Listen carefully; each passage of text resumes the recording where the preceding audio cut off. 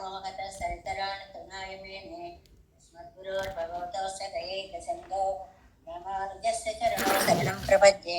मातापिता युवतयस्तनया विभूतिः सर्वं यदेव नियमेन मदन्वयानाम् आद्यस्य नः कुलपतेर्वकुलाभिरामं श्रीमत्तदङ्घ्रिगणं प्रणमामि मूर्ध्ना भूतं सरस्य महदाह्वय भट्टनाथ श्रीभक्तिसार कुलशेखर योगिवाहान् दत्ताङ्घ्रिरेण परकालयतीन्द्रमिश्रान् श्रीमत्पराङ्कुशमनं प्रणतोऽस्मि नित्यम्। नागं पङ्कजनेत्र रामयमुना वास्तव्यमालाधरान् योगीन्द्रं पुरिकेश चन्द्रजलदिं गोविन्दपुरादिपौ भट्टार्यं निगमान्तयोगी जगदाचार्यौ स कृष्णद्वयो वन्दे माधव पद्मनाभ सुमनः कोलेश देवादिपां नमो वेदान्तवेद्याय जगन्मङ्गलहेतवे यस्य वाक्अमृतासारपूरितं भुवनत्रयं वेदान्तवेद्यामृतवारिदासेः वेदार्थसारामृतपूरमग्र्यम् आदाय वर्षन्तमहं प्रपद्ये कारुण्यपूर्णं कविवैरिदासं श्रीमत्कृष्णसमाह्वाय नमो यामुनसूनवे तत्कटाक्षणरक्षाणां सुलभश्रीधरः सदा श्रीकृष्णपादपादाब्जे नमामि शिरसा सदा यत्प्रसादप्रभावेन सर्वसिद्धिरभून्मम लोकाचार्याय गुरवे कृष्णपादस्य सोनवे संसारभोगिसन्दष्ट जीवजीवातवे नमः। श्रुत्यर्थसारजनकं स्मृतिबालमित्रं पद्मोल्लसद्भगवदङ्घ्रिपुराणबन्धं ज्ञानाधिराजम् अभयप्रदराजपुत्रम् अस्मद्गुरुं कर्मकारुणिकं नमामि।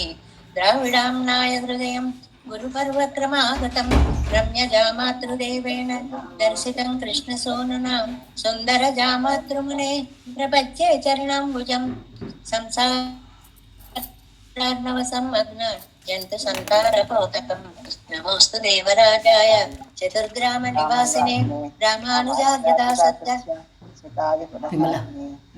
सुताय गुणशालिने नमः श्रीशैलनाथाय मुक्तिनक्तजन्मने प्रसादलब्ध परमप्राप्य कैङ्कर्यशालिने श्रीशैलेश दयापात्रं देवत्यादिगुणार्णवं यतीन्द्रप्रवणं वन्दे रम्य जामातरं मुनिम्।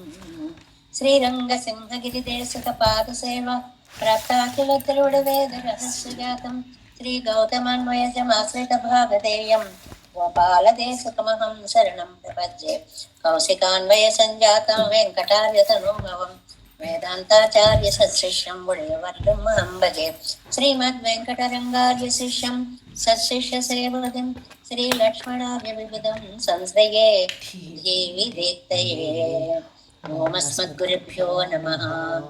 भक्तामृतं विश्वजनानुमोदनं सर्वार्थदं श्रीशतकोपवाङ्मयं सहस्रशाखोपनिषत्समागमं नमाम्यहं द्राविडवेदसागरं तिरुवழிதினாளென்னும் தென்குருகூரென்னும் மறுவினியவன் பொருணரென்றும் அருமறைகளந்தாதி செய்தானடியினையே எப்பொழுதும் சிந்தையாய் நெஞ்சே தெளிந்தோம் மனத்தாலும் வாயாலும் வன்பொருவோர் பேணும் இனத்தாரை அல்லாதிரைந்தேன் தனத்தாலும் ஏதும் குறைவிலேன் எந்தை சடகோபன் பாதங்கள் யாமுடைய பத்து கேந்த பெருங்கீர்த்தி இராமானுசமுனிதன் வாயந்த மலர்பாதம் வணங்குகின்றேன் ஆயந்த பெரும் சீரார் சடகோபன் செந்தமிழ் வேதம் தரிக்கும் பேராத உள்ளம் பெறா வான் தெருஜன் சோலை மதிலரங்கள் வன்புகழ் மேல்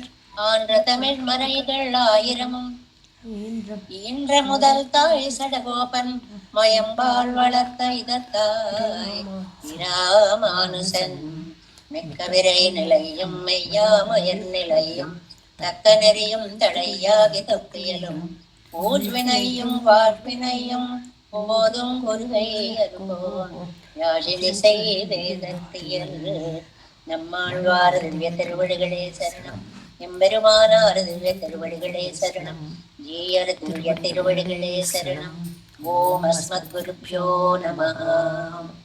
జై శ్రీమన్నారాయణ భాగవత గోష్ఠికి దాసోహాలు సమర్పిస్తూ భావ్య వశము చేత నమ్మాళ్వార్లు ప్రపన్న జనకూటస్థులు అనుగ్రహించినటువంటి సామవేద సారమైన తిరువాయిమొழிలో మనం మొదటి పదిలో 4వ తిరువాయిమొழிలో 8వ పాసురంలోకి ప్రవేశించాము. ఈ పాసురం పక్షులని దౌత్యంగా పంపినటువంటి ఈ తిరువాయిమొழிగా దీన్ని మనం చెప్పుకుంటున్నాము. ఇందులో ఈ పాసురాలంట 2 భాగాలుగా విడదీయాలండి. 7 వరకు ఒక భాగం, 8, 9, 10 ఒక భాగంగా. 7 వరకు ఆచార్య లక్షణాలు చెప్తారట. 8, 9, 10లో శిష్య లక్షణాలు చెప్తారట. అలా విడదీసుకోవాలి అంట. ఇంకొక విశేషం ఏంటంటే ఈ పాసురం 8వ పాసురం దాకా పక్షుల్ని దూతగా పంపడం అనేటువంటిది అయిపోతుంది. 9లో గాలిని పంపుతారు, 10లో తన మనస్సునే పంపిస్తారు అనేటువంటిది. ఆ విభజన కూడా ఒకటి ఉంది. చాలా అందమైనటువంటి పాసురంగా దీన్ని పెద్దలు అనుసంధానం చేసుకునేవారు అని చెప్తారు. అది ఎలాగో ఏంటో మనం వ్యాఖ్యానంలోకి వెళ్ళిన తర్వాత చూద్దాము. మాట్లాడుకుంటున్నట్లుగా అసలు ఎత్తుగడ అని ఒక మాట ఉంది చూడండి. ఒక పాట పాడేటప్పుడు ఎత్తుకోవడమే ఆహా అద్భుతంగా ఉంది అంటాం. ఒక పద్యం రాసేటప్పుడు ఏమి మొదలు పెట్టారండి అని అంటాం.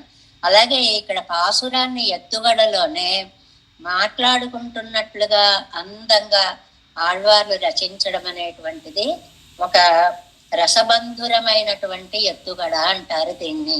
అందంగా ఉంటుంది. ముందుగా మనం పాసురాన్ని అనుసంధానం చేసుకుని వ్యాఖ్యానంలోకి వెళదాం.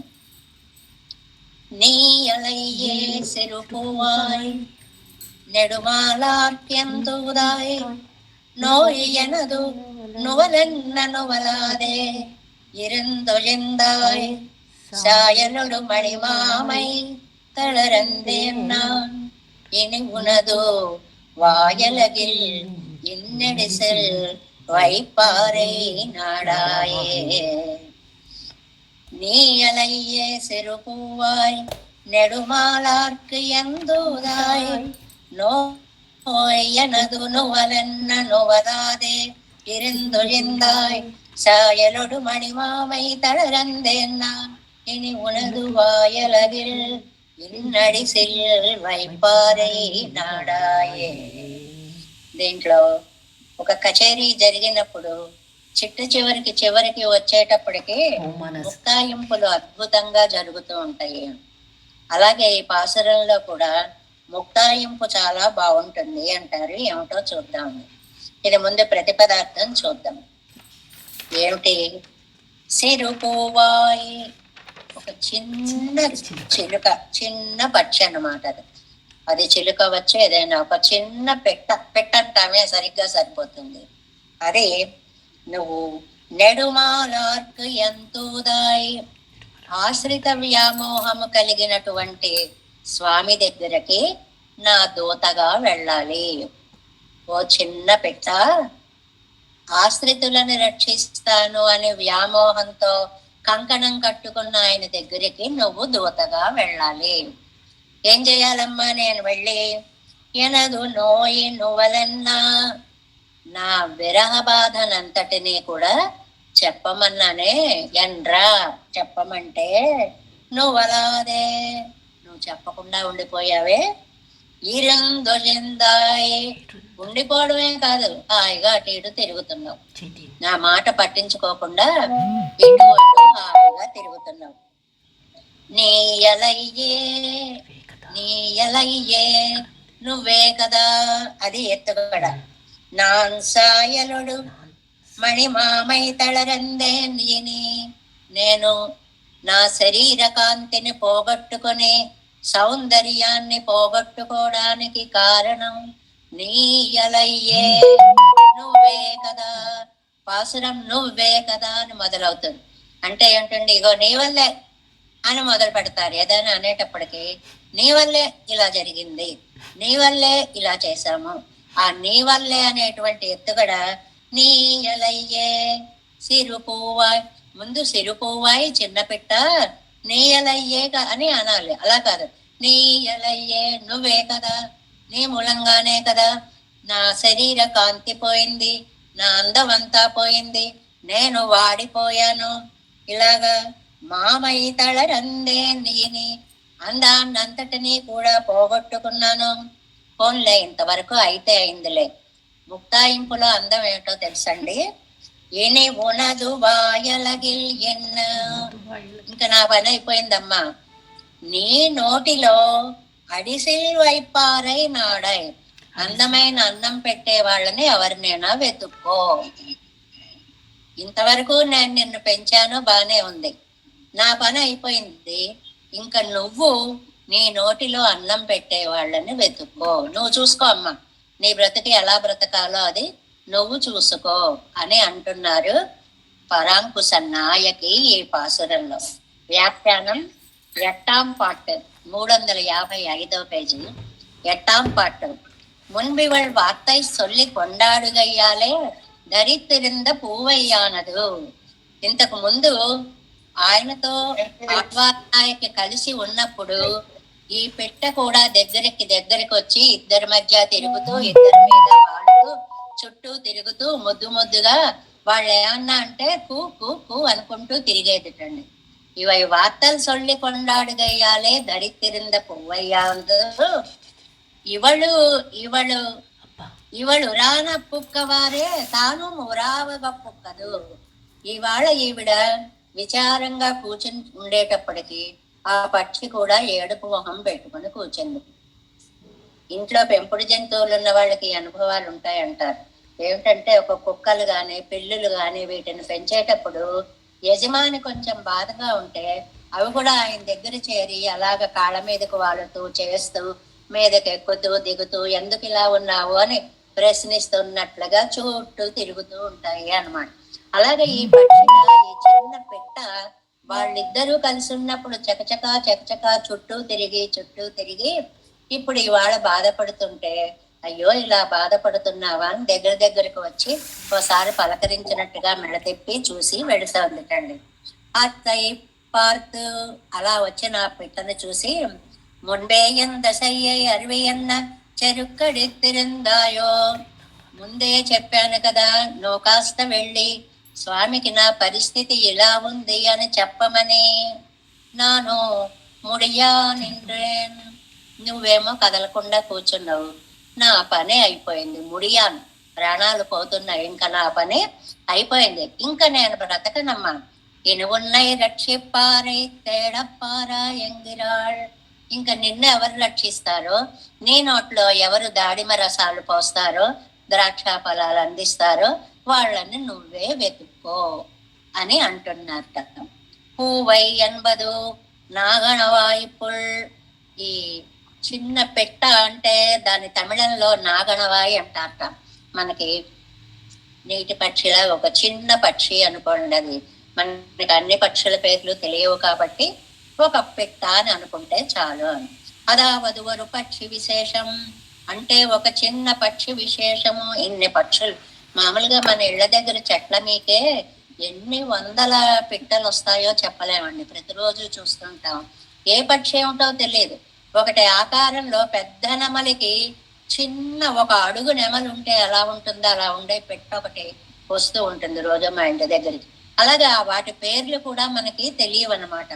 నీ ఎలయ్యే ఎందసయ్యే అరువిక్క వేణుమెంద్రా, నువ్వు వెళ్ళమ్మా, తొందరగా వెళ్ళి స్వామితో చెప్పిరమ్మా, ఆవిడ ప్రాణాలు నిలిచేలా లేవు, బ్రతకదు అని చెప్పిరావమ్మా ఎన్నా అంటే, అరివియాదే ఇరింద ఉన్నాలే వంద తండ్రోవిదు, ఏమి పట్టించుకోకుండా నువ్వు ఉండడం వల్లే ఇంత పరిస్థితి వచ్చింది. ఇవాళ నా ప్రాణాలు పోతున్నాయంటే కారణం నువ్వే. మరి నా ప్రాణాలు పోయాక నిన్ను ఎవరు రక్షిస్తారో చూసుకో. అరివిత్తాల్ వారాదే ఇరుందానాగలిరే అవనకు పురయ్యావదు, నువ్వు వెళ్ళి చెప్తే ఆయన తెలుసుకుంటే, రాకపోతే ఆయన తప్పయ్యేది. అంతేగాని నువ్వు అసలు వెళ్ళి చెప్పనే లేదు. ఆయన అనుకోవడం ఎందుకు, నేను అనుకోవాలి. నువ్వే నన్ను గురించి పట్టించుకోకుండా ఉన్నావు. భగవల్లాభం సేర్పారాలే ఎండ్రిరుకాళ్, ఇక్కడ మనకి అన్యాపదేశంగా భగవల్లాభం సేర్పారాలే ఎండ్రిరుక్కిరాళ్, భగవంతుడి యొక్క లాభము ఘటకుల వల్లనే జరుగుతుంది. భగవల్లాభం ఆచార్యానాలే అని మనం తెలుసుకున్నాం కదండి. ఆచార్య లాభం భగవానాలే అని అనుకున్నాం కదండి. మనం పూర్వం గ్రంథాల్లో అంతా చెప్పుకున్నాం కదా. ఆ మాటకి ఇక్కడ డైరెక్ట్ గా ఇచ్చారనమాట. భగవల్లాభం சேர்ப்பாராலே என்னிருக்காள் అవ్యవధానేన సంబంధం ఎంబరుమానోడేయా ఇరుక్క. ఒకళ్ళకి డౌట్ వచ్చింది. మనకి సమాజంలో ప్రశ్నలు వేస్తున్నారు పెద్దలు, ఇష్టం వచ్చినట్టు చెప్పారు కొందరని చెప్పుకున్నామే. మనం ఉన్నాం, దేవుడు ఉన్నాడు, మధ్యలో గురువు గారు ఎందుకండి, డబ్బులు సంపాదించడం కోసం గురువు అని పెట్టుకున్నారు. ఇలా మాట్లాడే వాళ్ళని ఆ రోజుల్లోనే ఉన్నారు వాళ్ళు. ఇదిగో ఇదే ఆ మాట, అవ్యవధానేన సంబంధం, మనకి దేవుడికి విడదీయరాని సంబంధము. ఎంబెరుమానోడేయా ఇరుక్క, భగవంతుడితో ఉండగా ఆచార్యనై విరుంబిగరదు, మధ్యలో ఆచార్యుడెందుకండి అన్నదానికి సమాధానం చెప్తున్నారని. అవన్ పండిన ఉపకారత్తై పత్తి విరే, ఆ ఆచార్యుడు చేసేటువంటి ఉపకారము ఇంత అంతా కాదు. సాధారణంగా చెప్పే ఉదాహరణలు 2 ఉంటాయండి. ఏమిటంటే, నేల మీద ఒక తీగ పాకుకుంటుంది, పైన అద్భుతమైన పందిరి ఉంటుంది, కానీ ఈ తీగ పందిరి దగ్గరికి వెళ్ళలేదు. మధ్యలో ఒక కర్ర పాతితే ఆ కర్రని ఆధారంగా చేసుకుని తీగ పైకి వెళ్ళినట్లుగా భగవంతుడు అనేటువంటి పందిరి మీదకి జీవుడు అనేటువంటి చిన్న లత, ఆచార్యుడు అనేటువంటి ఆ స్తంభం, ఆ కర్ర ద్వారా వెడుతుంది. లేకపోతే అది అలా నేలమీ పోవలసిందే, ఆ పందిరి అలా ఖాళీగా ఉండాల్సిందే తప్ప ఇది పైకి పాకలేదు. ఇది సామాన్యంగా మనం ఎప్పుడూ చెప్పుకునేటువంటి ఒక విశేషము. అలాగే బావిలో ఒక బకెట్ ఏదో పడిపోతుంది, మన దగ్గర ఒక పెద్ద తాడు ఉంది. ఈ తాడు వేసినంత మాత్రాన బకెట్ రాదు. దానికి ఆ బావిని పట్టుకునేటువంటి ఒక చిక్కల్ లాంటిది ఉండాలి, గేలం లాంటిది ఉండాలి. ఆ గేలం ఏం చేస్తుందంటే ఆ బకెట్ ని పైకి లాగుతుంది. ఆచార్యుడు కూడా అలాగే జీవుణ్ణి పరమాత్మ దగ్గరికి చేరుస్తాడు. ఇవి సాధారణంగా చెప్పుకునేటువంటి విశేషాలు. వీటికి వైదికంగా కూడా ప్రూఫ్ ఉంది మనకని అడుగడుగున వైదికంగా, ఆగమంగా, శాస్త్రోక్తంగా ఉండేటువంటి పురాణాల్లో కనపడేటువంటి అనేక నిదర్శనాలని చెప్తారు. చూడండి, ఇక్కడ ఒక శ్లోకం ఇచ్చారు.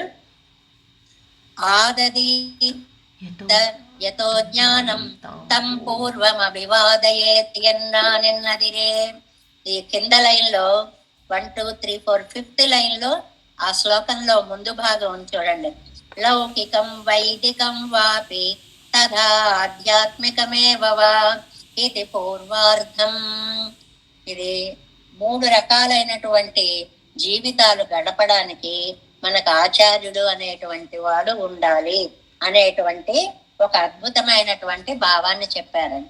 ఏమిటి అంటే, లౌకికం వైదికం వాపి తథా ఆధ్యాత్మికమేవ వా ఆదదీత యతో జ్ఞానం తం పూర్వమభివాదయేత్. ఇక్కడ లౌకిక జ్ఞానము అని ఒకటి ఉందండి. అంటే మనం ఏ శబ్దాది విషయాలు, సుఖాలు అనుభవించాలనుకుంటున్నామో వాటికి సంబంధించిన జ్ఞానాన్ని లౌకిక జ్ఞానము అంటారు. రెండోది, స్వర్గాది పురుషార్థాలను పొందడానికి అవసరమైనటువంటి వైదిక జ్ఞానం. ఏదో జ్యోతిష్ఠామం చేస్తే స్వర్గం వస్తుంది, పుత్రకామేష్టి చేస్తే సంతానం వస్తుంది, ఇలాగ వైదికమైనటువంటి జ్ఞానాన్ని ఇచ్చేటువంటి కొన్ని. ఆ తర్వాత మోక్షాన్ని పొందడానికి అవసరమైన ఆధ్యాత్మిక జ్ఞానం. అంటే ఇప్పుడు జ్ఞానాలు 3 చెప్పారు. లౌకిక జ్ఞానము, వైదిక జ్ఞానము, ఆధ్యాత్మిక జ్ఞానము అనేటువంటి 3 చెప్పారు. ఈ 3 కూడా ఆచార్యుడు లేకుండా మనకి సాధ్యము కావు. ఆదధీత యతో జ్ఞానం, ఈ జ్ఞానాన్ని ఏ ఆచార్యుల వల్ల అయితే మీరు పొందుతారో తం పూర్వం అభివాదయే, ఆ ఆచార్యుడికే ముందు మనం నమస్కారం పెట్టాలి. మనం చెప్పుకుంటూ ఉంటాం కదండి, గురు గోవింద దోవు కడే కాకోలాగుపాయి అనేటువంటి మాట ఒకటి చెప్పుకుంటూ ఉంటాం. గురువు గారు గోవిందుడు నిలబడితే ముందు ఎవరికి దండం పెట్టాలి అంటే ఆ భగవంతుడు అని చెప్పిన ఆయన గురువు కాబట్టి గురువు గారికే ముందు దాసోహం, తర్వాత భగవంతుడికి అనేటువంటిది. ఎందువల్ల అంటే మనకి ఒక సుఖాలు పడాలంటే ఏదైనా ఒక మంత్రం చదువుకోండి అనో అదనో ఇదనో చెప్పాలి అంటే లౌకిక సుఖాల కోసము ఆచార్యుడే ఉండాలి. ఆయన పాదాలను నమ్ముకుంటేనే మన జీవిత కాలం హాయిగా చక్కగా వెడుతుంది. ఇది లౌకిక జ్ఞానము అని. రెండవది వేదాంత జ్ఞానము అని అంటే ఆ మంత్రాలతోటి యాగాలతోటి సుదర్శన యష్టులు హోమాలు ఇటువంటి వాటితో జరిగేటువంటిది. వేద ప్రక్రియతో జరిగేటువంటి జ్ఞానాన్ని వైదిక జ్ఞానము అని అంటారు అని అది రెండోది. మూడోది ఆధ్యాత్మిక జ్ఞానము. నాకు మోక్షం కావాలి, నేనేమి చేయాలి అంటే గురువు ఎలా ఉపదేశిస్తాడు అంటే మన జీవనయానంలో అడుగడుగున గురువు యొక్క పాత్ర అది విరాజిల్లుతూనే ఉంటుంది అనేటువంటిది. గురువు లేకపోతే భగవల్లాభం ఆచార్య నాలే, ఆచార్యుడి వల్లనే కలుగుతుంది అనేటువంటిది డైరెక్ట్ గా ఇక్కడ చెప్తున్నారనమాట. ఆదదీయతో జ్ఞానం తం పూర్వమభివాదయే ఎన్నా నిన్నదిరే సిరు పూవాయ్. చిన్న పిట్ట, పిట్ట అంటేనే చిన్నది, చిన్న పిట్ట ఉన్ పరువన్ నిరంబామయ్యే నం కార్యత్తై కడుతదు. నిన్నని ఏం లాభంలే, నువ్వు చూస్తే చిన్న తనవి, పాపం ఇంత దౌత్యం ఎలా చేయవు, అందువల్ల నిన్ను అనుకోకూడదు, చెడ్డ వాళ్ళకి ఏం తెలుస్తుంది. నెడుమాలాట్, ఆయన చూస్తే వ్యామోహం కలిగిన ఆయన, నువ్వు వెళ్ళి కొత్తగా వ్యామోహం ఆయనకి నేర్పక్కర్లేదు. అవరికి వ్యామోహత్తై ఉండకి ఆయనకు వ్యామోహం నేర్వడానికి ఒకళ్ళు వెళ్ళి చెప్పవలసిన అవసరము లేదు. ఆయనే ఆశ్రిత వ్యామోహం కలవాడు. గోదాదేవి తిరుపవేలో చెప్తుంది తండ్రి, మాలే మణివన్న మాలే ఆశ్రిత వ్యామోహం కలవాడా. ఎలా తెలిసింది నా వ్యామోహం నీకు? మణివన్న, మణి లాంటి వర్ణం కలిగిన వాడివి, మణి లోపల కాంతి తెలిసినట్లుగా నీ హృదయంలో ఉన్న ఆశ్రిత వ్యామోహం మాకు తెలిసింది అని ఆండాళ్ళ తల్లి చెప్పినట్లుగా ఇక్కడ కూడా ఆయన వ్యామోహం ఎంత గొప్పదో మనం ఎవరు ఆయనకు వ్యామోహం గురించి చెప్పవలసినటువంటి అవసరమేమీ లేదు. అంటే ఇదిగో నువ్వు చూడు, ఇలా చూసుకోవాలి అలా చూసుకోవాలని ఓ పిట్ట నువ్వు వెళ్ళి చెప్పక్కర్లేదు. ఎప్పుడు నువ్వు చేయాల్సింది ఎందూదాయ్ ఎనక్కవర్ పక్కల్ వ్యామోహంతాన్ ఇల్లామై ఇరుందాయుమ్మన్రే. పోనీ నాకు ఆయన అంటే వ్యామోహం లేదా అంటే నాకు ఆయన అంటే ఇష్టమే. ఆయనకి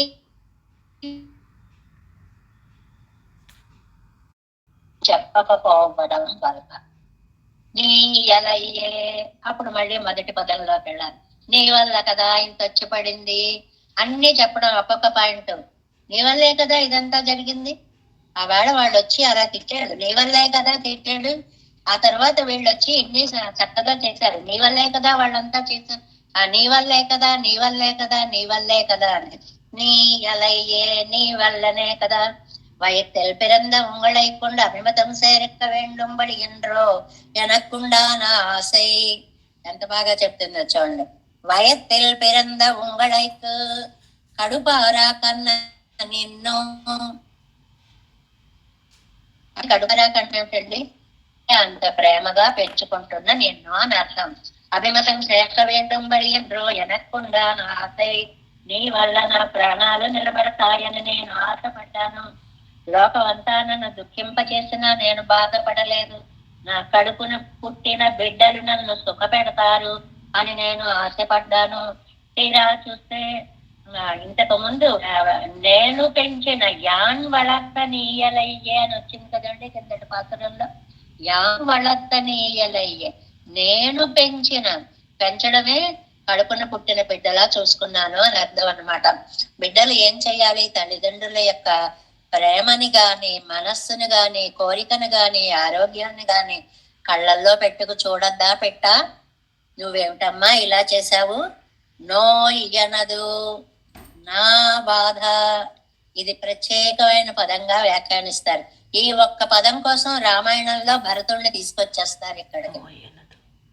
నా బాధ, లోకంలో అందరి బాధ వేరు, నా బాధ వేరు. వచ్చిన వాళ్ళందరూ అలాగే అనుకుంటారండి. ఎవ్వరూ లోకంలో ఇలా బాధపడరు, నా అంత బాధపడరు. మనకే ఏదో వచ్చేసింది, మిగిలిన వాళ్ళందరూ సుఖపడిపోతున్నారు అనేటువంటి భ్రమలో ఉంటాడు జీవుడు ఎప్పుడు కూడా. నో అనదు నా బాధ, నో ఎన్నాళ్ళు చాతుర్దికమాయిరాదే. మంచి పదం వేశారు, చాతుర్దికం. ఏదో 4-5 రోజులు ఉండిపోయే జ్వరం లాంటిది కాదమ్మా నా బాధ. జీవితం అంతా బాధపడమని దేవుడు నా ముఖాన రాశాడు. కోపం వచ్చినప్పుడు అనేటువంటి మాటలు ఇవన్నమాట. ఇలాగే పడండు అని, నీ బతుకు ఇంతే అని దేవుడు నా ముఖాన ఇలా రాశాడు అని. ఇది 2-3 రోజులు ఉండేటువంటి జబ్బు కాదు, పోయేటువంటిది. అదే చాతుర్దికమాయిరాదే, 4 రోజులు ఉండిపోయే వ్యాధి కాదు కదా. అలాంటిది భరతుడు బాధ లాంటిది నా బాధ. పెట్టేశారు లింకు రామాయణంతో. భరతుడు ఎంత బాధపడ్డాడో అటువంటి బాధ నాది. దానికి జటిలం. ఆ శ్లోకం మొత్తం వెనకాల ఇచ్చారు. నెక్స్ట్ పేజీలో ప్రమాణ తిరట్టులో చిట్ట చివర మొత్తం ఉంటుంది ఒకే చోట చూడండి. జటిలం క్షీరవసనం ప్రాంజలిం పతితం భువి దదర్శ రామో దుర్దర్శం యుగాంతే భాస్కరం యదా. చాలా అద్భుతమైన ఘట్టం అండి. చాలా సార్లు చెప్పుకున్నాం మనం. శ్రీవచన భూషణం దగ్గర నుంచి కూడా ఈ ఘట్టాన్ని తలుచుకుంటూనే వస్తున్నాము. తల్లి చేసినటువంటి తప్పుకి ఎలా సరిదిద్దుకోవాలో తెలియక తికమక పడినటువంటి భరతాళ్వాన్ను సైన్యాన్ని తీసుకుని అందరినీ తీసుకుని మళ్ళీ వెనక్కి వచ్చేయమని ప్రార్థించడం కోసం వచ్చాడు. సరే, వెతికాడు. అక్కడ చూశాడు, ఇక్కడ చూశాడు. ఏదో బట్టలు ఆరేసి ఉన్నాయి, ధూమం వస్తోంది, నిత్య హోమం చేసినటువంటి ధూమాలు అవి కనపడుతున్నాయి. ఇక్కడే అన్నాడు. మొత్తానికి ఎలాగైతే చిత్రకూటానికి వచ్చాడు. ఆ చిత్రకూటం దగ్గరికి వచ్చేటప్పటికి చక్కగా రామచంద్రుడు ఆ జటలని ధరించి, ముడిని ధరించి, వల్కలాలు ధరించి, అలాగ ధనుర్బాణాలు చేత్తో పట్టుకుని ఒక చెట్టు కింద కూర్చుని ఉన్నాడు. ఒక అద్భుతమైనటువంటి దర్శనం అన్నమాట, అన్నగారి యొక్క దర్శనం. ఆ అన్నగారు కనపడేదాకా వచ్చాడు. ఆర్యా ఇది అన్నయ్య అన్నాడు, పడిపోయాడు. ఇంకా వాడికి నుంచి ఆ భరతుడికి మాట రాలేదు. అదే పరిస్థితి రామచంద్రుడికి కూడా వచ్చింది. అది ఇక్కడ వర్ణిస్తున్నారు. జటిలం, ఎంతలాగా జడలు కట్టుకుపోయినటువంటిది అంటే, అన్నయ్య అక్కడ ఏ సుఖాలు లేకుండా ఉంటే నేను సుఖాలు అనుభవిస్తానా అని తాను కూడా అరణ్యవాసంలో ఉన్న రాముడు ఎలా ఉన్నాడో అలాగే భరతుడి జీవితాన్ని అంతకంటే దీనంగా గడిపాడు అని చెప్పడం కోసం అన్నమాట. అసలు ఎంత అందగాడు భరతుడు. ఒకటే చెప్తారు, రాముడేమో నీలంగా ఉంటాట, భరతుడు తెల్లగా ఉంటాట. అచ్చు కవల పిల్లలు అనుకునేవాట రాముణ్ణి భరతుణ్ణి. అంత అందగాళ్ళు ఇద్దరు కూడా అని. అది నల్ల మాలై వందాల్. ఎవరైనా అద్భుతమైన దండ ఒకటి కట్టి తెచ్చారనుకోండి, పిళ్ళై భరతన్మయిరుందదు ఎన్నాయత్తు చక్రవర్తి వాయు విడువదు. దశరథ చక్రవర్తి అంటే రామాయణంలో దశరథుడు అని అర్థం అన్నమాట. ఆయన ఆ దండం చూసేటప్పటికి, అబ్బా ఈ దండ ఎంత బాగుందో, మా భరతుడు ముడిలో పెడితే ఎంత బాగుంటుందో అనుకునేవాడు. ముందు అనుకునేది భరతుడి గురించి. ఇక్కడ ఎందుకు ఈ కనెక్షన్ అంటే, జుట్టు ముడి వేసేసుకుని చిక్కులు పోయి అలా ఉన్నాడు. ఏ ముడిలో అయితే దండ పెడితే అద్భుతంగా ఉంటుందని దశరథ చక్రవర్తి అనుకునేవాడో, ఆ భరతుడు ఇవాళ ఇలాంటి ముడి కట్టినటువంటి కేశపాశాలతో ఉన్నాడు అని చెప్పడం కన్నమాట. అవనాయిత్ సడైవు నినైందిరాన్. అలాగా ఆయనకు వెంటనే ఏ మంచి కనపడ్డా అబ్బా భరతుడికి అనిపించేదిటండి. అంత ప్రేమగా దశరథ చక్రవర్తి చూసుకున్నటువంటి వాడు రామచంద్రుడికి అంతకంటే ఇష్టంటండి. ఏమండి ఎన్ని రోజులు తేడా ఉంది వాళ్ళకి, ఏముంది ఆ నక్షత్రం తర్వాత ఆ నక్షత్రం తర్వాత ఆ నక్షత్రంలో వరుసగా 2 రోజుల్లో పుట్టేసిన వాళ్ళు కదా. అంతే భరతమారోప్య, ఆ భరతుడిని ఎప్పుడు వాళ్ళు కూర్చోబెట్టుకు తిరుగుతూ ఉండేవాట రామచంద్రుడు. అంత ప్రేమ అన్నమాట. క్షీరవసనం నల్ల పరివట్టం గండాల్ ఇది పిళ్ళై కామ్యన్ను వాయువిడవర్గల్. మంచి పట్టు బట్టలు చూస్తే అబ్బా ఇది భరతుడికి కడితే ఎంత బాగుంటుందో అనిపించేది. అవనండ్రో అలాంటి వాడు కదా. ఇవాళ ఇలా నార చీర కట్టుకొని వచ్చాడు ఇక్కడ. మరమురియుడి తిరుక్కిరాన్న నార వస్త్రాలను ధరించి ఏ సుఖాలు లేకుండా నీరసించిన ముఖంతోటి వచ్చాడు భరతుడు. ప్రాంజలిం దండం పెట్టుకుంటూ వచ్చాడు. అంజలి మామూలుగా ఇలా పెట్టడం, ప్రాంజలి అన్నయ్య అన్నయ్య అన్నయ్య అనుకుంటూ అలా ప్రాంజలిం అవరగళిరందు కొడుక్క పెరుమవన్. ఎలాంటి భరతుడండి! చుట్టూ 10 మంది చేరి నాయన భరత ఇది కావాలా, నాయన ఇది కావాలా, ఇది తింటావా, ఇది ఇవ్వమంటావా అని చుట్టూ 100 మంది చేత దండం పెట్టించుకుని నిత్య జీవితాన్ని గడపవలసిన చక్రవర్తి కుమారుడు ఇవాళ తాను నమస్కరిస్తూ వస్తున్నాడు. తన్నభిమతత్తు కొత్తాని రప్పాళనాయిరుందాన్. అందరికీ ఇచ్చేవాడు ఇవాళ ఒక యాచకుడులా వస్తున్నాడు. యాచనే కదండి, అన్నయ్య నూరా నూరా నూరా అని యాచించడం కోసం వచ్చాడు కాబట్టి. పతితం భువి పోనీ వస్తున్నాడు అంటే చూసేటప్పటికి ఒక్కసారి కింద పడిపోయాటండి. పతితం భువి అంకే భరతమారోప్యాయన్నో నిలైపత్తిల్లై. భరతుణ్ణి చూడగానే ఒళ్ళో పెట్టుకునేటువంటి రామచంద్రుడి సన్నిధి యందు రాముడు దాకా రాలేక ఎదురుకుండా పడిపోయిన భరతుడు పడుగై ఉరుత్తం ఎన్నం అడియలే కణ్ వళవరు మవనాయిత్ తరై కిడక్కిరాన్. ఒళ్ళో కూచోపెట్టుకుని బాధ కలగకుండా అన్నగారి చేత కౌగిలించుకోవలసిన భరతుడు నేల మీద ఇలా పడ్డాడు కదా. దదర్శ రామో దుర్దర్శం. అలాంటి భరతుణ్ణి రాముడు చూశాడు.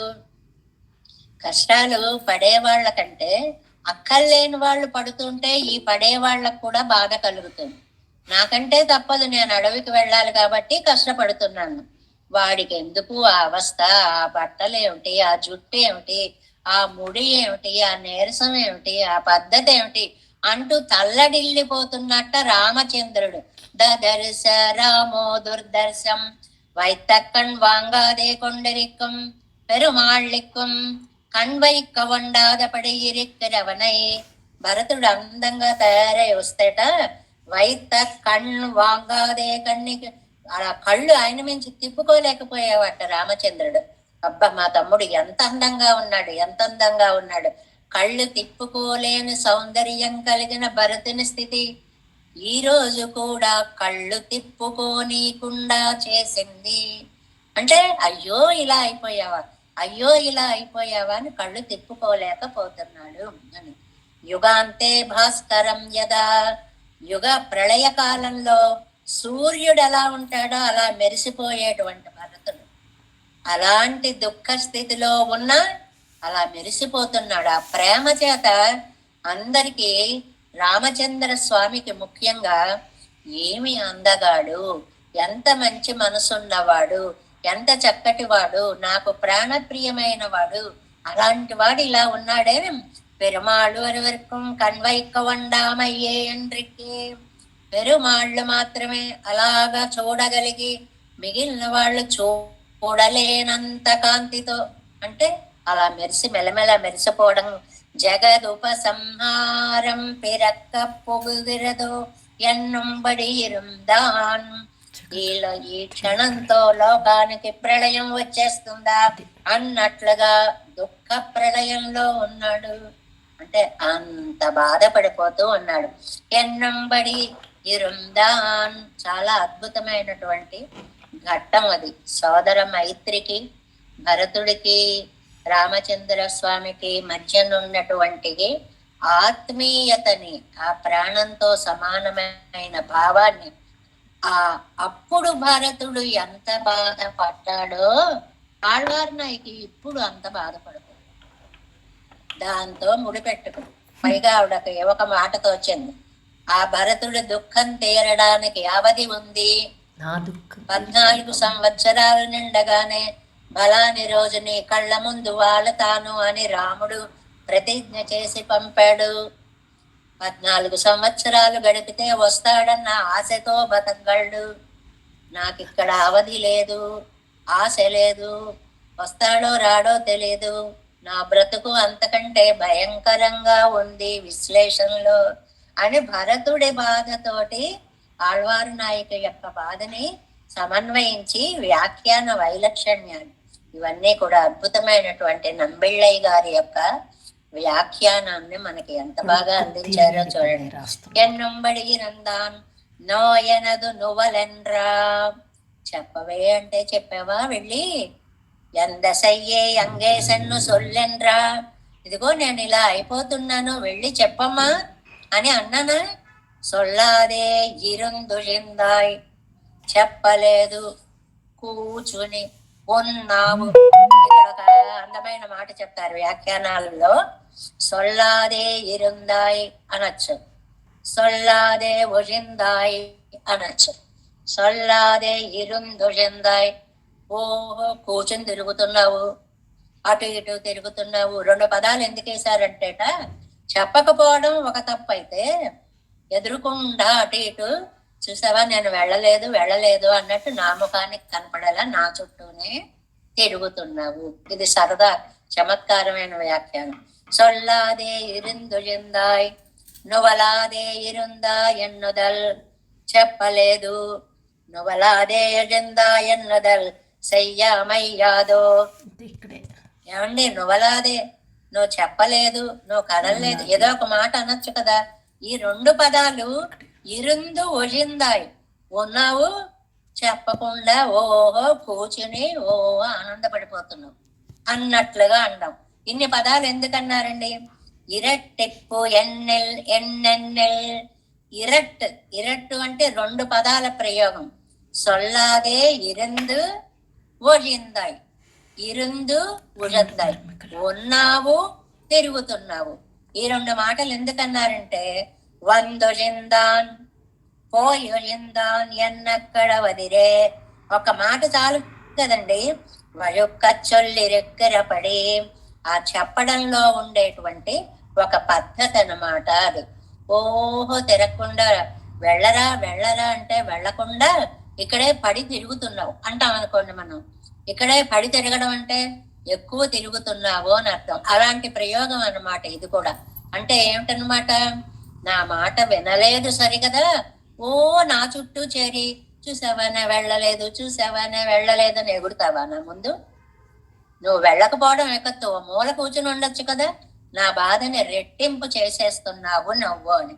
ఇక్కడ ఒక మాట చెప్పారు, ఇరండు ధర్మియ్యం ఒరు ఉక్తి మాత్రత్తాలే నొక్కలా ఇరుక్కవన్రో.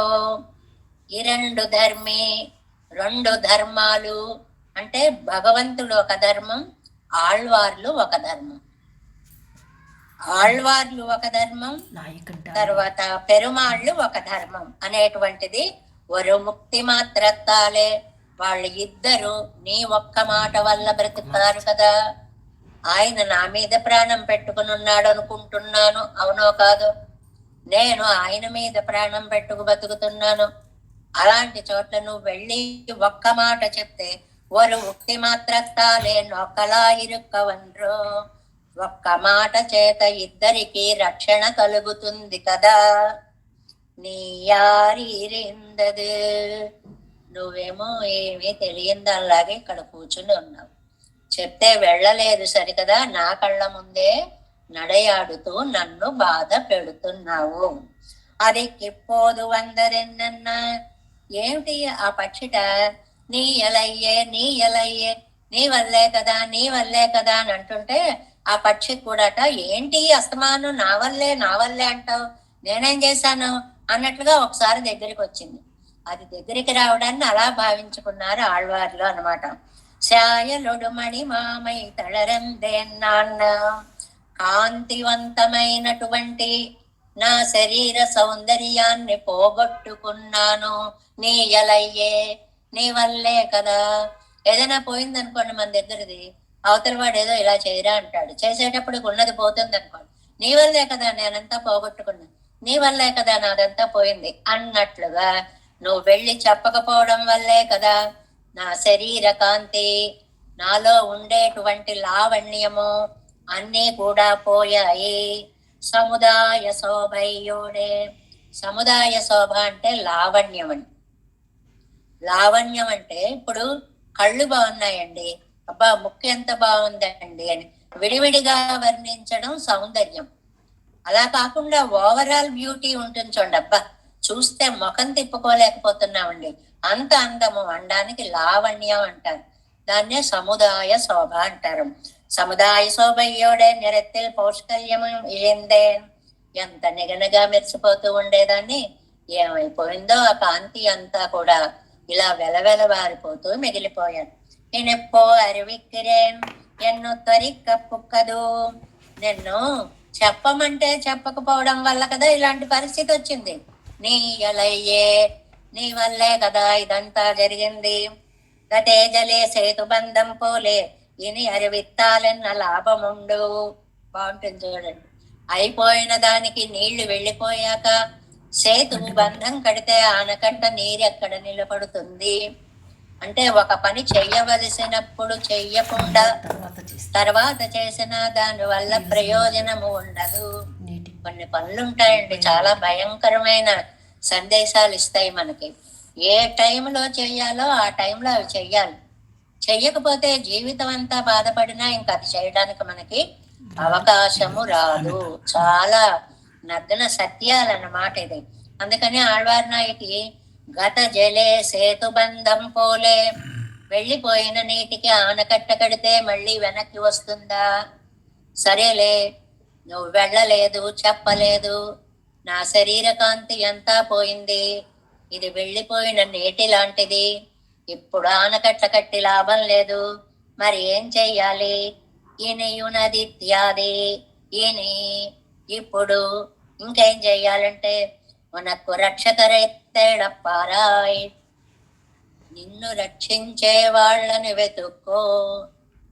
నువ్వు ఉన్నావుగా, నేను ఉండను, ఇంకెంతో కాలం నేను ఉండను, నువ్వు చేసిన పని వల్ల నా ప్రాణాలు ఇలా అయిపోతున్నాయి, ఎంతకాలం ఉంటానో తెలియదు, నిన్ను జాగ్రత్తగా చూసే వాళ్ళని ఒకళ్ళని వెతుక్కో.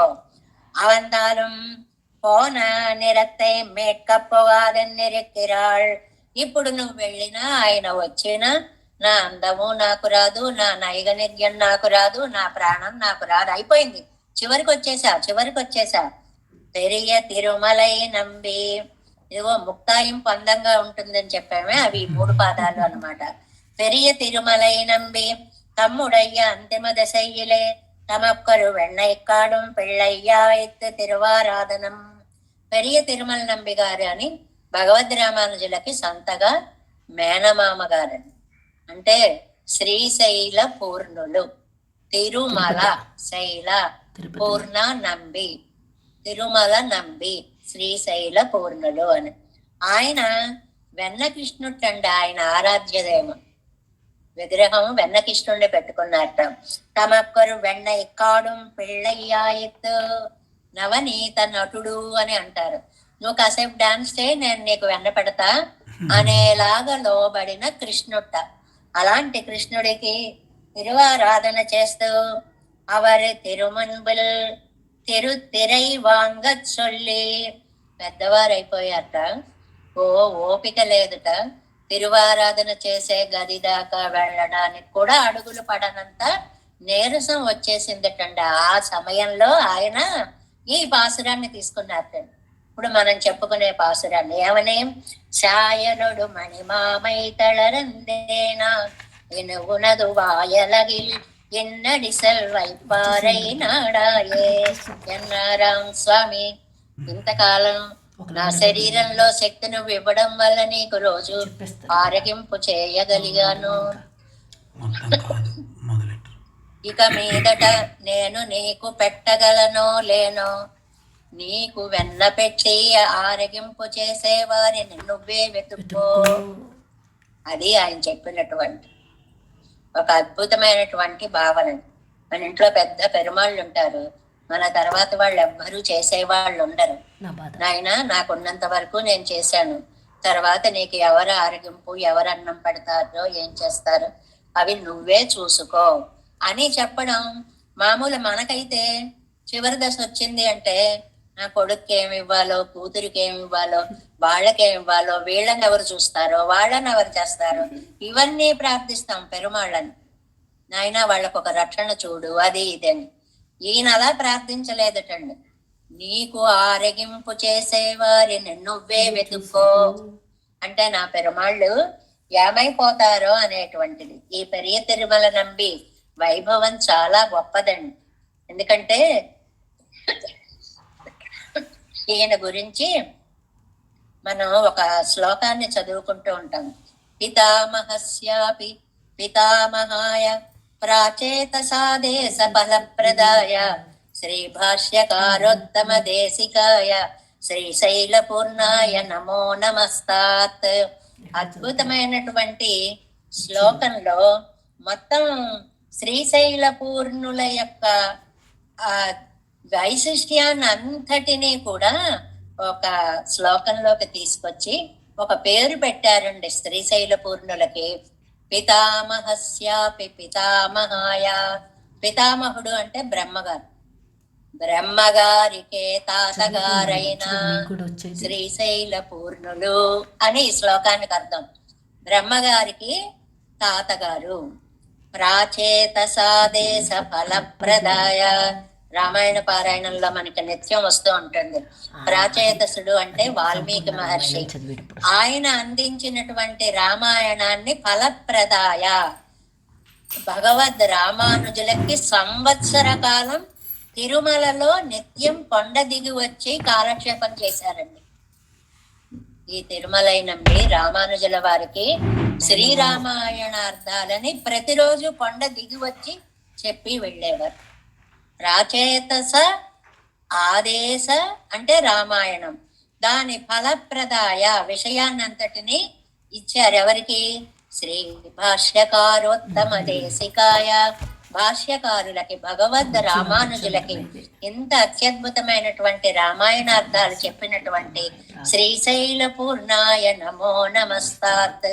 అలాంటి శ్రీశైల పూర్ణులకి నేను నమస్కారము చేస్తున్నాను. ఎందుకండి ఈయన బ్రహ్మగారికి తాతగారు ఎలా అయ్యారండి? పితామహస్యాపి పితామహాయ ఎలా అయ్యారండి అంటే ఒక చిన్న కథని చెప్పుకోవాలి అన్నమాట. ఈ శ్రీశైల పూర్ణులు కొండ మీద ఉన్నప్పుడు ఈయన సాక్షాత్తు భగవద్ రామానుజులకి మేనమామ గారండి, కాంతిమతీ దేవికి సోదరు. ఆయన తిరుమలలో ఉండేవారు. అక్కడి నుంచి 7-8 కిలోమీటర్లు ఎంత ఉందో అది దూరం, పాపనాశనం. అక్కడ దాకా వెళ్ళి ప్రతిరోజు తీర్థం తీసుకొచ్చి పెరుమాళ్ళకి ఆ తీర్థ కైంకర్యం, ఆరాధన కైంకర్యం చేస్తూ ఉండేవారు అనమాట. అలాగ వయసున్నంత కాలం అదో పెద్ద దూరం అనిపించలేదు. కానీ పెద్దవారు అవుతున్న కొద్దీ ఇంకా అడుగులు పడలేకపోతున్నాయి, తీసుకురాలేకపోతున్నారు. అయినా అక్కడికే వెళ్ళి తీసుకొస్తున్నారు.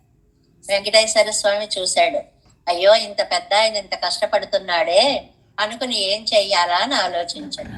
సరే ఒక రోజు నేను కుండతోటి, మట్టి కుండలతోటి, కలశాలతోటి తీర్థం తీసుకొచ్చేవారు అనమాట ఆయన. ఆ కుండని ఇలా భుజం మీద పెట్టుకుని ద్వయమంత్రాన్ని అనుసంధానం చేసుకుంటూ వస్తున్నారు. దారిలో వచ్చేటప్పటికి దారిలో ఒక బోయవాడు కనిపించాడు. కనపడి తాత తాత అన్నారు. సంస్కృతంలో తాత అంటే తండ్రి అని అర్థం. నాన్న నాన్న అంటామే, అలాగా తండ్రి తండ్రి దాహంగా ఉంది, కాస్త నీరు పోయివయ్యా అంటే ఈయన అబ్బెబ్బెబ్బే ఇది పెరుమాళ్ళ కోసం ఇలా ఇతరులకు పోసేది కాదు అని, ఎవరైనా వెంట పడుతున్నారంటే మరింత వేగంగా నడుస్తారు కదండి, గబగబ గబా వెళ్ళిపోతున్నారు. మళ్ళీ ఎదురు వచ్చాట, కొంచెం జలం పోయివయ్యా దాహంగా ఉంది నాకు అన్నట్ట. అది తప్పుకో తప్పుకో, ఇది పెరుమాళ్ళకి ఆర్గింపు చేసేటువంటి తీర్థము, తిరువారాధన చేసే తీర్థము, దీన్ని తీసుకెళ్ళాలి, తప్పుకో తప్పుకో అని అంటే వినలేదుటండి. ఎన్నిసార్లు అడిగినా ఇవ్వలేదుట. వెంటనే ఏం చేసేట, ఒక బాణం, చిన్న బాణాన్ని తీసుకొని టప్మని ఆ కుండను కొట్టాడు. కొట్టేటప్పటికి అది అలా జుయ్యమంటూ పైకి దార వచ్చేసింది. ఆ జలాన్ని అంతటిని ఈ బోయేవాడు తాగేశాడు. ఈయన ఇలా ద్వయమంత్రాన్ని అనుసంధానం చేసుకుంటూ చేసుకుంటూ చూసేవాడికి కొండ ఖాళీ. ఏమిటి ఇలా తేలికైపోయింది ఈ కుండాన్ని చూసేటప్పటికి వెనకాల నీళ్లు తాగేసి మూతి తుడుచుకుంటున్నట్టు బోయాయన. ఎంత పని చేసావయ్యా, ఎంత పని చేసావయ్యా, ఇప్పుడు నేను వెళ్ళి కుండ మళ్ళీ తెచ్చుకోవాలి, మళ్ళీ తీర్థం తీసుకురావాలి, పెరుమాళ్ళకి ఆలస్యం అయిపోతుంది, ఎంత పని చేసావు, ఎంత పని చేసావు అంటే, తాత, తండ్రి, మీరేం బెంగపడకండి, ఇదిగో చూడండి జలధార తప్పిస్తున్నాను అని బాణంతో పర్వతాన్ని ఒక దెబ్బ కొట్టాడు. కొట్టేటప్పటికి ఆకాశగంగ అందులోంచి బయటకు వచ్చింది. అదే తిరుమలలో ఉన్నటువంటి ఆకాశధార. ఆ జలాన్ని నువ్వు అంత దూరం వెళ్ళి తీసుకురావడం కాదు, ఇక్కడ ఉన్నటువంటి జలాన్ని రోజు తీసుకొని వెళ్ళు, నాకు చాలా ఆనందంగా ఉంది అని మాయమైపోయాట. సరే, ఈయన మళ్ళీ కుండ తెచ్చుకుని మళ్ళీ తీర్థాన్ని తీసుకెళ్ళి పెరుమాళ్ళ సన్నిధిలో పెట్టి, నాయన ఆలస్యం అయిపోయింది అని. ఏమీ ఆలస్యం అవ్వలేదు శ్రీశైల పూర్ణ, దారిలోనే నేను తీర్థాన్ని సేవించేశాను. దారిలో సేవించావా? అవును, నేనే వ్యాధ రూపంలో వచ్చి ప్రతిరోజు నువ్వు అంతంత దూరం నుంచి తీర్థం తీసుకొస్తున్నావు, ఆ శ్రమ నీకు తప్పించాలని ఇక్కడ ఆకాశధారని ఏర్పాటు చేశాను. ఎంత పరిమళ భరితంగా ఉందయ్యా ఈ తీర్థం, ద్వయానుసంధానంతో నాకు చెప్పావు, తీసుకొస్తున్నావు కాబట్టి ఆ పరిమళాలన్నీ గుబాళిస్తున్నాయి అనేటువంటి ఆనందంతో శ్రీశైల పూర్ణుణ్ణి తండ్రి అని పిలిచాడు భగవంతుడు. మరి భగవంతుడు తండ్రి అని పిలిస్తే భగవంతుడి కొడుకు నాభీ కమలంలోంచి వచ్చాడు కదండి బ్రహ్మగారు. వాళ్ళ నాన్నకి తండ్రి అయితే బ్రహ్మగారికి ఏమవుతారు? తాతగారు అవుతారు. పితామహస్యాపి పితామహాయ. అద్భుతమైన శ్లోకం అండి. ప్రాచేత సాదేశ ఫలప్రదాయ శ్రీ భాష్యకారోత్తమ దేశికాయ శ్రీశైల పూర్ణాయ నమో నమస్తాత్. ఆయన వంశంలో వారే సుదర్శన దేశకులోని ఒక మహానుభావులు ఉండేవారట. వారు ఈ శ్రీశైల పూర్ణ అష్టకాన్ని రచించారండి. చాలా అద్భుతమైనటువంటి, మొత్తం అంతా చెప్పుకోగానే ఒక్క శ్లోకం చెప్తాను అందులో. శ్రీ శేషాచలనాయకస్య జగతాం తాతస్య వాక్యాత్పరం తాతేత్యాదరతో హయస్య మహిమా లోకే ప్రసిద్ధం గతః తం తాతస్య చ తాతమార్య శరణం శ్రీశైల పూర్ణం గురుం ప్రజ్ఞా భక్తి విరక్తి శాంతి కరుణాపాదో నిధిం సంశ్రయే. అద్భుతమైన శ్లోకం అండి. ఆయన జగతాం తాతస్య, లోకాలకందరికీ తండ్రి. ఆయన తాత ఇత్యాదరత ఆహి, ఆహా నువ్వు నా తండ్రివి అని చెప్పి స్వయంగా ఈ శ్రీశైల పూర్ణని నాన్న అని పిలిచారే. అప్పుడు మరి తం తాతస్య చ తాతమార్య శరణం శ్రీశైల పూర్ణం పితామహస్యాపి పితామహాయ. అలాంటి లోకానికి తండ్రే స్వయంగా తండ్రి అని పిలిచిన శ్రీశైల పూర్ణులు మరి ఏమవుతారండి? బ్రహ్మకి తాతగారు అవుతారు. ఆయన ప్రజ్ఞ, భక్తి, శాంతి, విరక్తి, ఎన్ని గుణాలు, ఒక్కొక్క గుణం ఒక్కొక్కటి సముద్రంగా కనిపించేటువంటి శ్రీశైల పూర్ణులకి నేను దాసోహం చేస్తున్నాను అని అంటారు ఇందులో అన్నమాట. ఆ వృత్తాంతాన్ని తీసుకొచ్చారు నంబిళ్ళయ్య గారు మనకి వ్యాఖ్యానంలో. ఇప్పుడు చూడండి. పెరియ తిరుమలై నంబి, పెరియ తిరుమల నంబి, తిరుమల నంబి శ్రీశైల పూర్ణులు తమ్ముడయ్య అంతిమ దశయిలే తమ యొక్క చివరి కాలంలో తమ కొరువెన్నైక్కువాడుం పిళ్ళై తమ ఆరాధనలో ఉండేటువంటి నవనీత నటుడైన పిళ్ళై చిట్టికిష్టుణ్ణి కన్నయ్యని ఆయిత్ తిరువారాధనం, ఆయనకి రోజు తిరువారాధన చేస్తూ అవరి తిరుమున్బిల్ తిరుత్తిరైవాంగచ్చొల్లి. శక్తి అయిపోతుంది, ఆయనకి చెప్పాలి ఒక కోరిక. మనమైతే అందరినీ దేవుడికి అప్పగించి వీళ్ళని చూసుకో, వాళ్ళని చూసుకో, వాళ్ళని చూసుకో, వాళ్ళకి ఇయ్యి, వీళ్ళకి ఇయ్యి అంటాం. అలాంటి ఆయనట சாயலொடு மணிமாமை தளரந்தேன் நானேனே உனது வாயலகில் என்னடிசில் வைப்பாరే నాడాయే ఎన్నారాం. నాయన నమ్మాళ్వారు చెప్పినటువంటి పాసురంలో గొప్ప ఇదే తండ్రి. నమ్మాళ్వార్లు చెడుకని అమ్మా నా పని అయిపోయింది, దానికి ఇంకా నీకు మిగిలిన జీవితం చూడాలి అంటే నీ నోట్లో తిండి ఎవరు పెడతారో నువ్వు చూసుకో అని అన్నట్లుగా, ఓ నవనీత నట, ఈ రోజు దాకా నేను ఇలా తిరువారాధన చేశానయ్యా, రేపటి నుంచి నీకు ఎవరు ఆరగింపు చేస్తారో, ఎలా తిరువారాధన క్రమం జరుగుతుందో నిజంగా ఇది ఆలోచిస్తూ ఉంటేనండి మహానుభావుల యొక్క ఆచార్యుల యొక్క ఇళ్లల్లో ఉండేటువంటి తిరువారాధన వైభవాలన్నీ గుర్తుకొస్తాయి.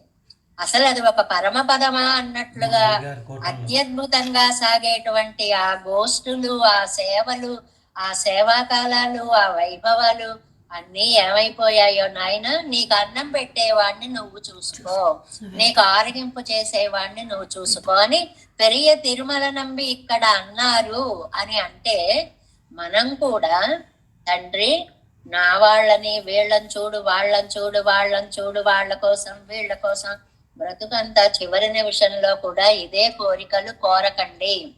మన తిరువారాధన, మన క్రమము, మన ఆశయము అది ఎలాగ చక్కగా సాగాలి, దానికి ఒక ఆలోచనాత్మకమైనటువంటి క్రమము ఇవన్నీ కూడా భావించాలి అన్నట్లుగా ఒక సందేశాన్ని ఇచ్చినట్లుగా ఉంటుంది ఈ చివరి వ్యాఖ్యానం, పెరియ తిరుమల నంబి యొక్క వ్యాఖ్యానము అన్నమాట.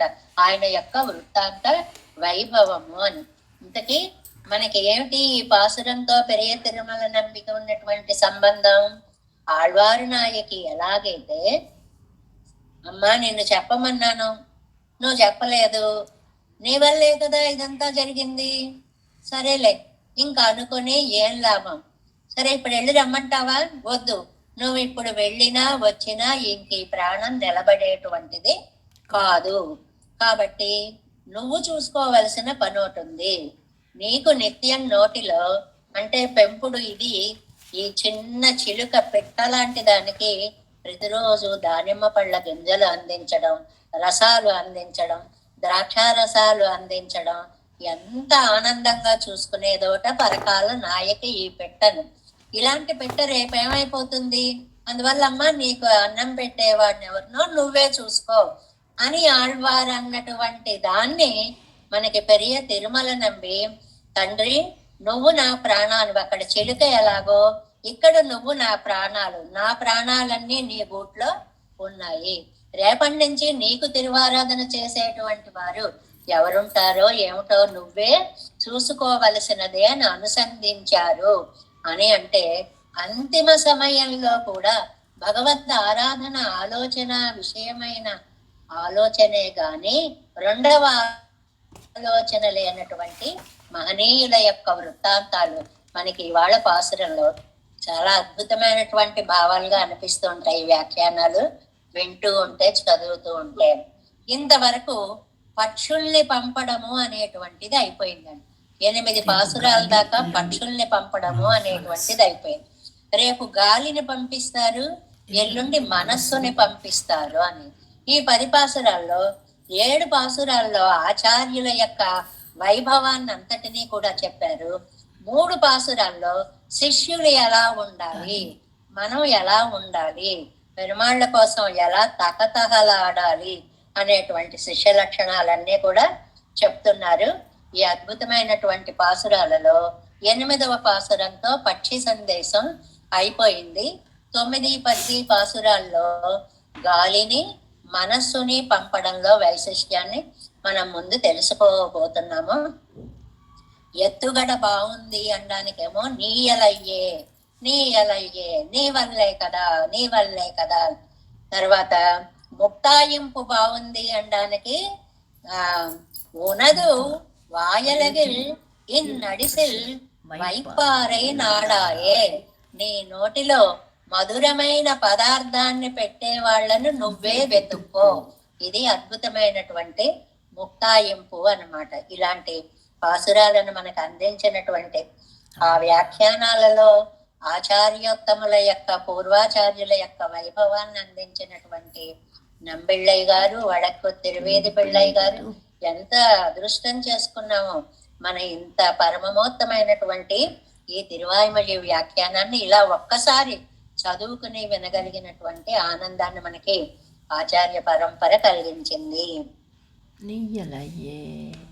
நீயலையே சிறுபூவாய் நெடுமாலார்க்கு எந்தோதாய் நோய் எனது நுவலென்ன நுவலாதே இருந்தொழிந்தாய் சாயலடு மணிமாமை தளர்ந்தேன் நான் இனி உனது வாயலகில் இன்னடிசில் வைப்பாரை நாடாயே தேவேசம் போலநாதம் నతహితమనసం పద్మనాభం రమేశం లోకార్యం కృష్ణయుగ్మేన చ నిగమశిరో యోగి భట్టారకౌ చ గోవిందం పూరనాదేన చ సహ కురుకేశేందు సింధుం యతీంద్రం మాలాధృత్యామునార్యో మమ హృది నిదదే రామ పద్మాక్షనాద తిరు అరుణ్మాల్ సేనై முதலி செடகோபன் நாதமுனி சீரிய கொண்டார்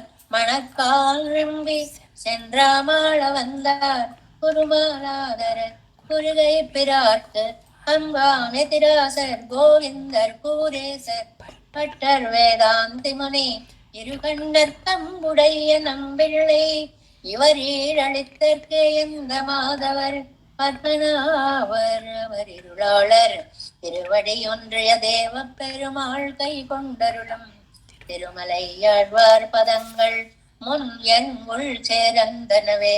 நமோஸ்து தேவராஜாய சதுர்ராமன் வாசினே ராமானுஜார்ய தாசஸ்ய சுதாய குணசாலினே நம ஸ்ரீசைலநாதாய குந்தி நகர ஜன்மனே பிரசாதலப்த பரம பிராப்ய கைங்கரியசாலினே శ్రీశైలేశ దయాపాత్రం దేవత్యాది గుణార్ణవం యతీంద్ర ప్రవణం వందే రమ్య జామాతరం మణిం வாழி திருவாயிமழி பிள்ளை மாதக வாழ்வாழும் மனவாழ மாமுனி வன்வாழிய வன்மாரம் திருவாய்மழி பருளை மாநிலத்தோர் தேரும் வழி உரைக்கும் சீர் ஸ்ரீரங்க சிம்ஹகிரி தேசிக பாத சேவா பிராப்தாகில திரவிட வேத ரகசிய ஜாத்தம் శ్రీ గౌతమన్వయజం ఆశ్రిత భాగధేయం గోపాలదేశికమహం శరణం ప్రపంచే కౌశికాన్వయ సంజాతం వెంకటార్య తనోభవం వేదాంతాచార్య సశిష్యం ఉడయవర్ణం అహం భజే శ్రీమద్వేంకటరంగార్య శిష్యం సశిష్య సేవతిం శ్రీలక్ష్మణార్య విబుధం సంశ్రయే ధీవిదీప్తయే. ఓం అస్మద్గురుభ్యో నమః. జై శ్రీమన్నారాయణ.